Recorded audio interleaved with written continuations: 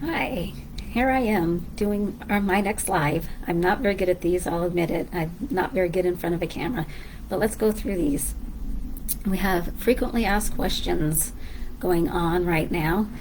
So we will just dive into it. I don't want to waste your time. I want you to get down to it and really think about these questions on your journey for adoption. I know some of you are still in the thinking process of adoption in this group. Some of you have adopted, and some of you are just here to find out what the group's about and want to know a little more about adoption, which is fine no matter where you are in this journey. I invite you to this group. I hope you guys are inviting other people to this group. I really want this group to grow. I want it to be a good group. I've been out there in some other support discussion groups, and some of those groups are very hard to take in. Some of them, they want raw, honest answers. You'll put some answers out there and someone will get offended or someone won't like it, and these groups can go in all different directions. I've also seen some groups where it's just basically profile groups. Everyone's just posting their profiles, trying to find that bio mom that's going to see them. You get one picture with your bio and you're hoping and praying that bio mom's going to see your profile and fall in love with you and contact you.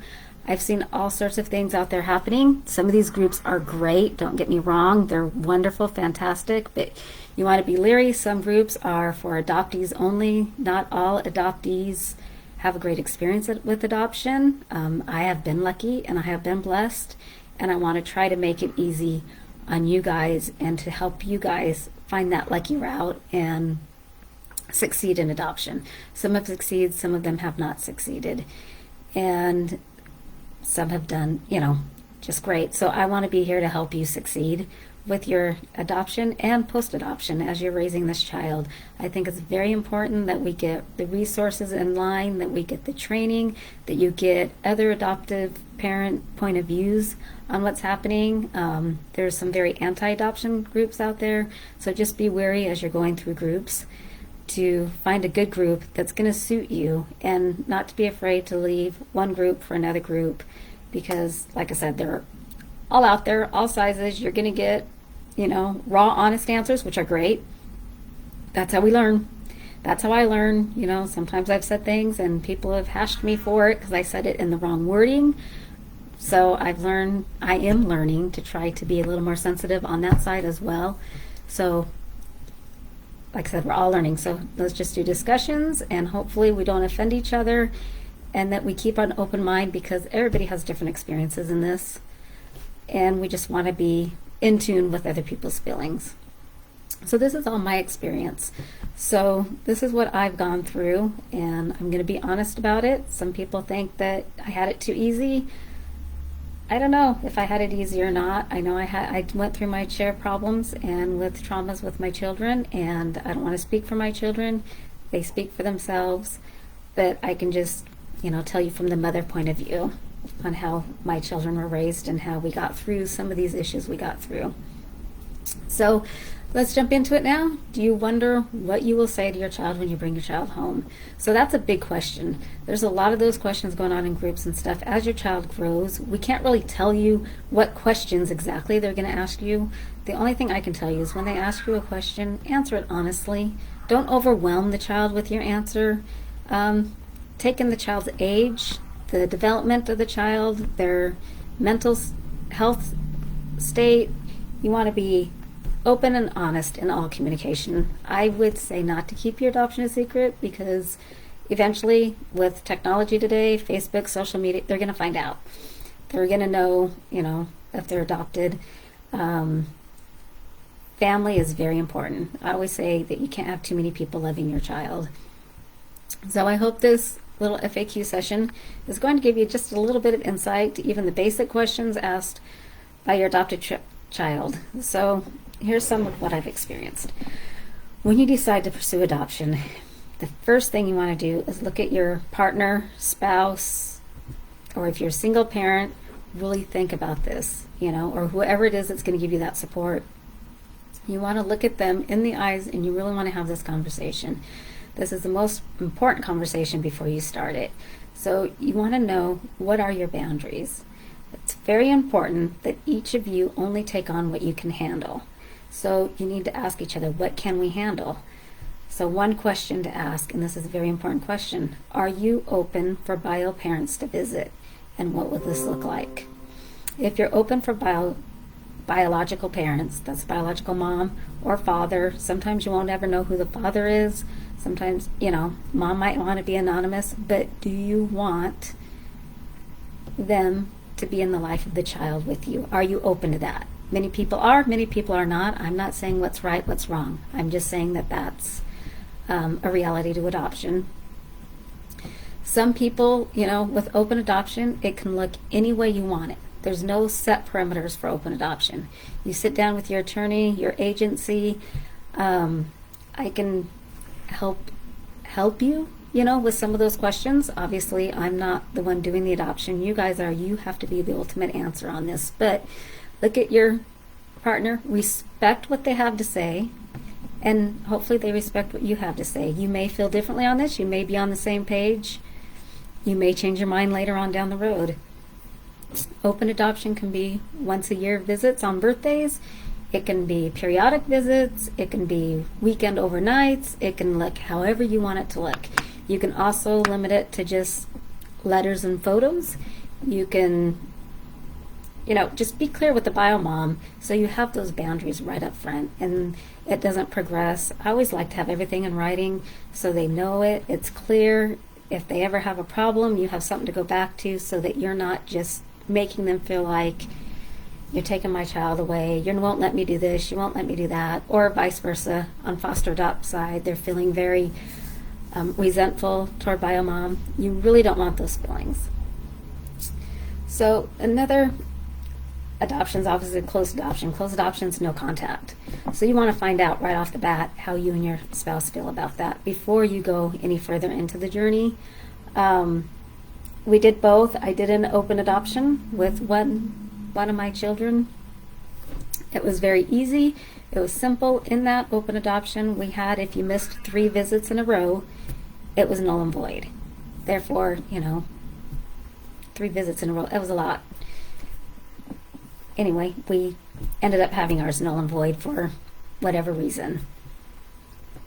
So I always like to have that safety net in there, so then when there is a problem or if mom isn't showing up, you can't force someone to be in a child's life any more than you can, force your own family.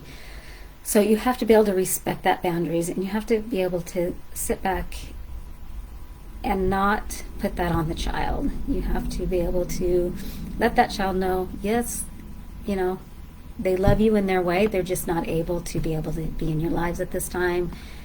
I always told my children they're trusting me with making sure that you have your needs taken care of, your wants, and that we're going to do the best we can to make this work. I never say that. I try not to overtake that role.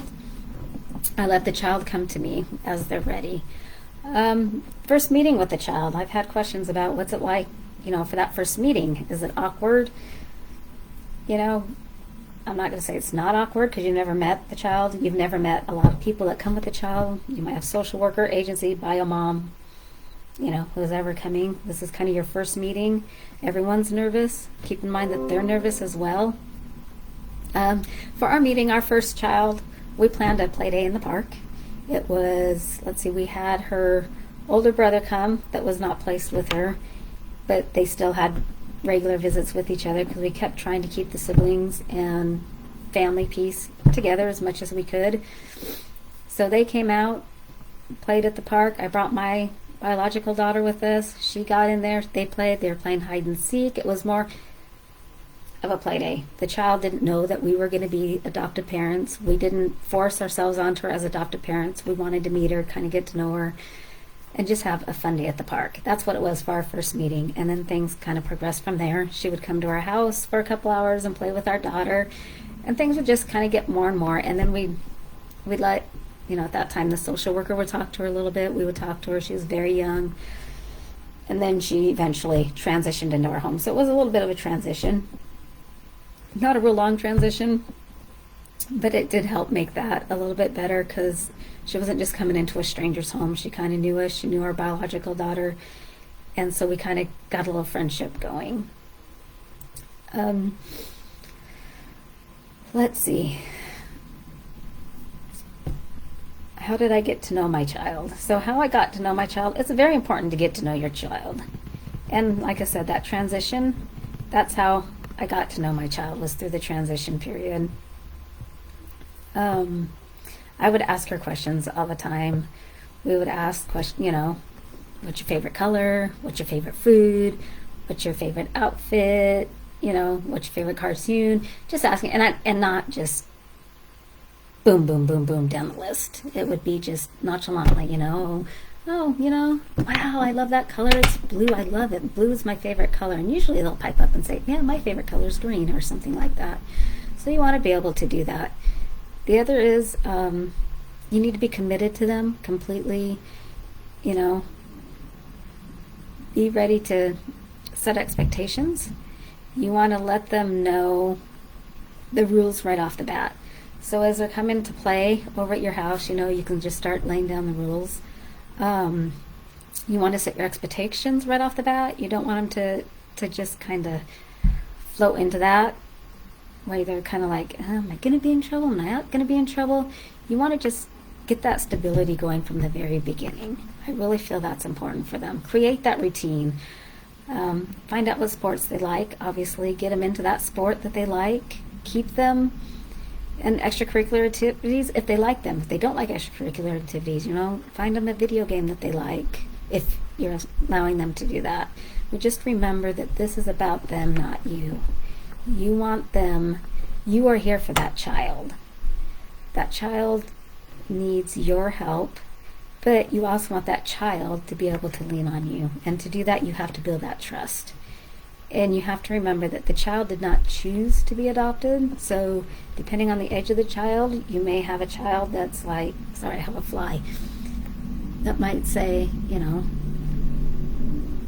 I don't want to be here. I don't want to live with you. I hate you. You're not my mom. Be prepared. You may have that with an older child, especially if the rules are stricter than what they're used to. And you may not. You may have a child that's just thankful that they have you, that they understood what the conditions were they lived in. I've seen that. And then I've seen just the opposite, where it's just hard. It takes time and patience. And a lot of people say, I thought I could just love them and that's all they needed. Well, it's not all they need. They don't just need love.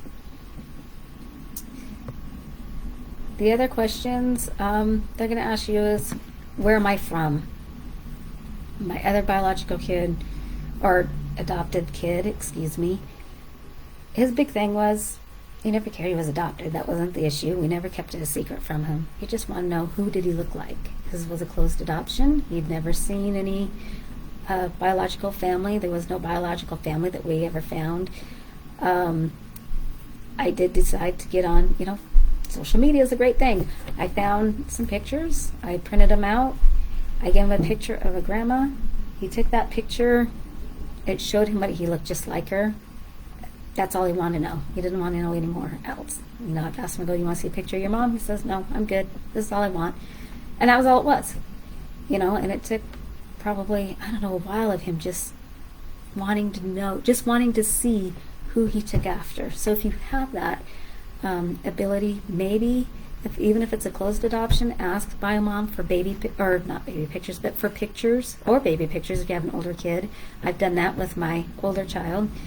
And let them see what they look, so they can see as they progress and grow, but also let them see pictures of a family member or a couple family members that will show them where they, who they are, where they came from.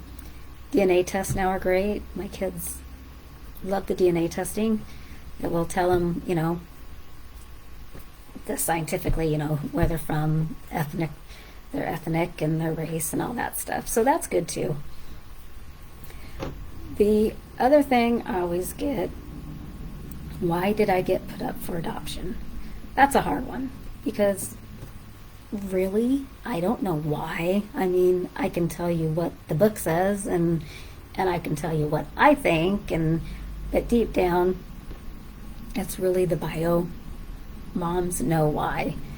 And we can look on the outside and we can plainly say, yeah, it's drug addiction, it's neglect, it's abuse, it's all these things, which could have been. But really, I only explain the circumstances I knew, so we can give them the facts. So I have told, maybe it was drug addiction. If it's drug addiction, I would tell my child, she was on drugs. Depending on how old, again, this goes age appropriate.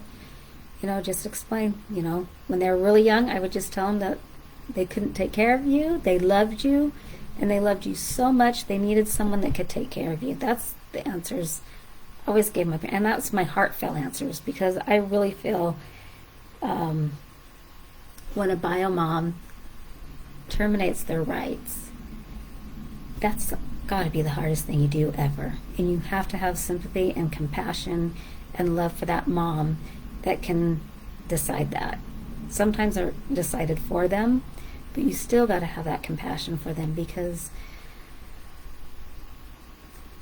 as a mom, I can't imagine not wanting my child. Obviously, I have other issues going on, but the want for my child is probably still there. So I never ever have told my children that their bio parents have not wanted them. I've told them that they just love them so much, and they do. And I know their bio parents love them. Anyway, I never badmouth bio parents to the kids at all. In fact, I don't think I've really badmouthed any of them. Some of them are hard to handle. Sometimes, as in the beginning, it can be kind of hard because you want to include those bio parents if that's what you decided. So you want to include those bio parents in if you can. If they're not receptive to being in their lives, then you have to accept that. But you can't let the child know, your mom doesn't want you, your mom doesn't want you in your life. You can't do that, because that's not going to help the child at all. The child needs to know that they're loved all around in all circles. Let's see, what's the next question I get a lot of is, why do some family members have a hard time accepting my children? I get that a lot. It's hard. You can experience different things with different family members going in and out. I've had family members come on, that are, you just don't know. Those feelings are going to come out. You're going to know one way or the other here pretty soon what your family members are going to feel towards your children. So they're going to, some of them are going to be great support system for you. That's what you need. I've had a great support system with mine. Some of them are going to be, not such great support. They're going to be kind of like, and some of them, they may not even realize they're doing it. They might treat your children differently and may not even realize they treat them differently. But the children will realize it, and they'll see it, and sometimes they'll, being kids, as they grow up together and siblings, they kind of can manipulate that a little bit as well. But I always say, if you have a family member that's not accepting of your adopted children, I would really encourage discussions with that family member and with your family. Keep the line of communication open. I would not cut them completely out of my family unless, of course, they're abusive. But if they're not, I would keep them in the family. The more they can love this child, the better. And if they can't do the unconditional familial bond with the child, they'll definitely grow a close friendship with the child. Just try to really keep that open and be understanding. I see a lot of people are like, just cut them off, cut them out. You don't want them in your life. No, they're your family too. So we always want to try to keep families together. Your family, if you can, their family. If you have that option, great. Another big question that I get asked a lot is, I get asked that,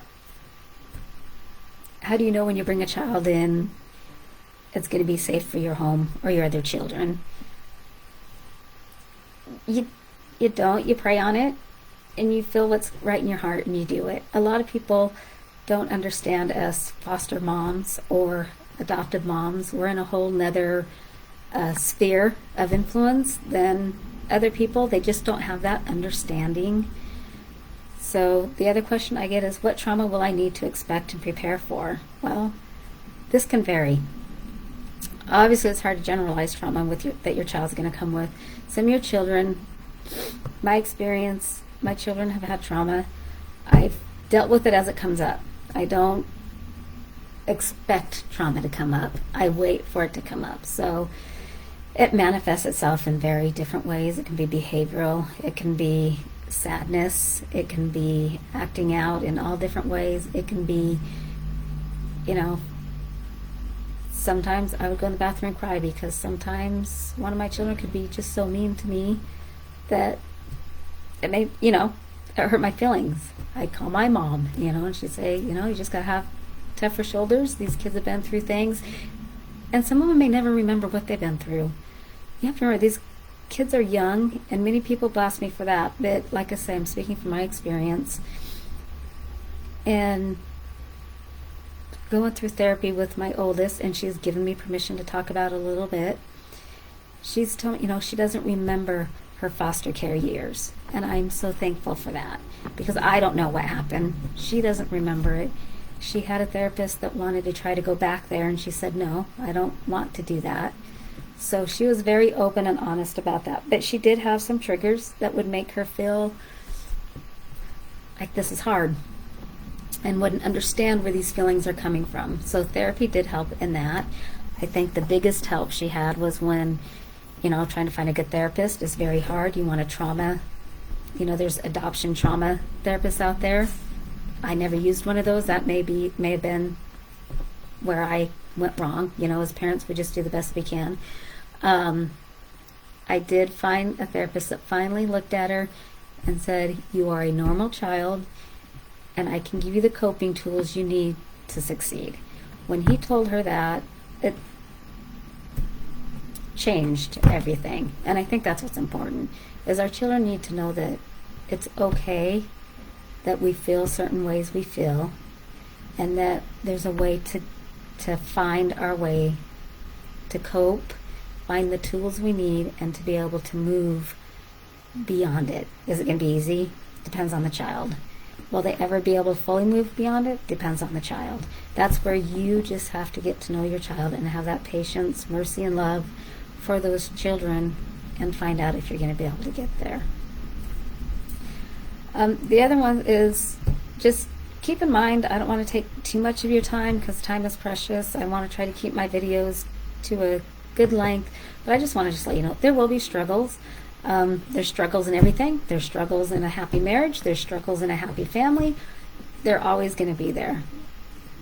If you decide to pursue adoption, you know, just make sure you guys have that honest conversation. What are your boundaries? Are you open to open adoption? Are you only want closed adoption?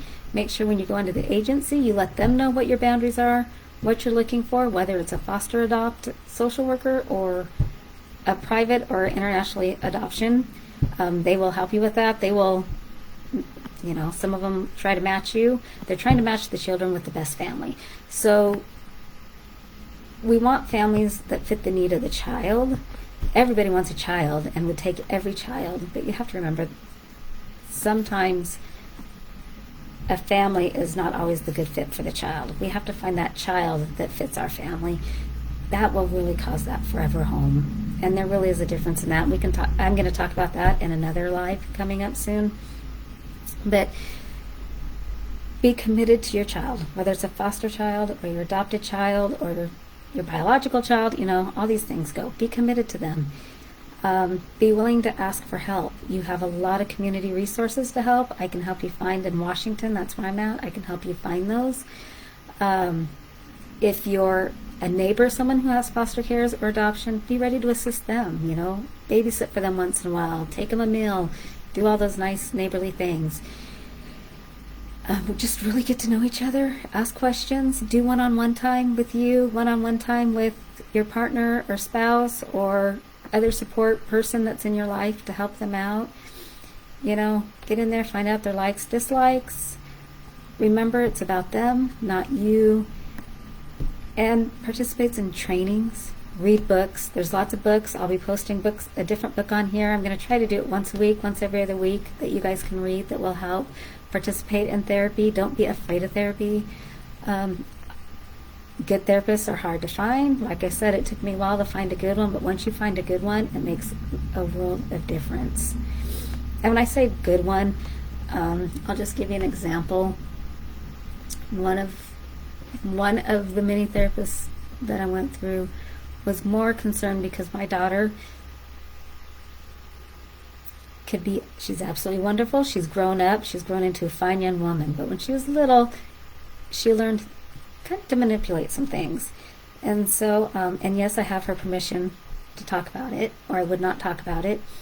And she would be a little bit manipulative. If I wouldn't give her what she wanted, she, have these hysterical theatrics going, okay, we're going to therapy.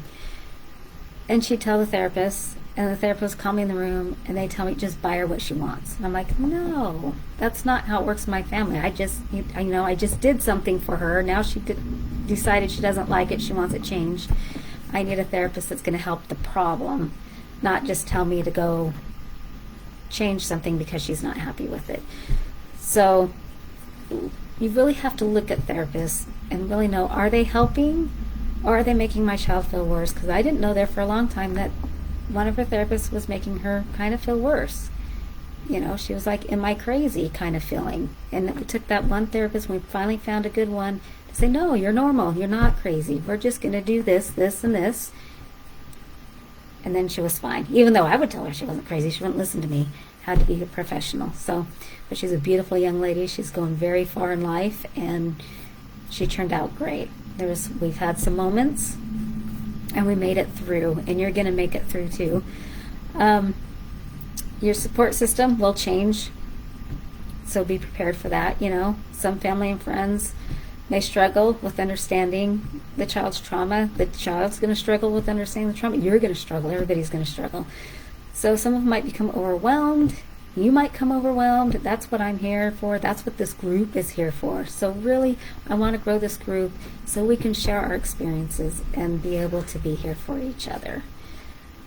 So I hope some of these questions have helped. Oh, there's one more question I had about biracial adoptions. My son is a biracial adoption. It's not easy as well. It depends on where you live.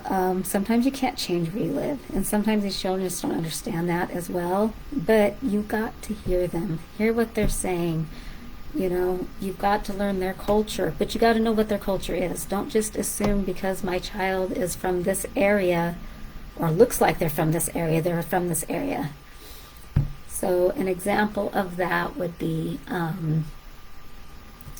you might adopt a child, and it might be closed adoption, so you don't know anything about their parents. It might maybe through foster adopt, because there's a lot of information you don't get.